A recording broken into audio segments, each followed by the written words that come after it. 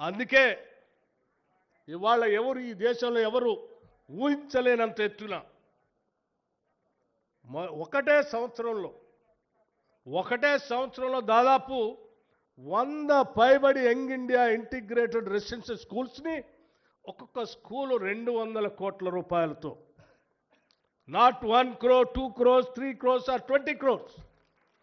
200 crores 200 కోట్ల రూపాయలతో కనీసం 25 ఎకరాలకు తగ్గకుండా ప్రపంచంలో ఉన్నటువంటి ఏ ప్రైవేట్ స్కూల్ కూడా మనకంటే బాగుందని ఎవరు అనుకోవటానికి లేదు. వాటన్నిటికంటే కూడా ఇవి బాగుండాలని ప్రత్యేకంగా శ్రద్ధ తీసుకొని ఒక 100 స్కూల్స్ని ఈ సంవత్సరమే 104 స్కూల్స్ అనుకుంటా ఈ సంవత్సరమే శాంక్షన్ చేసి ఈ దేశ చరిత్రలో ఒక సువర్ణ అధ్యక్షాన్ని రాయగలిగామనంటే కేవలం ఆ తపన ఉంది కాబట్టి చేయగలుగుతున్నాం.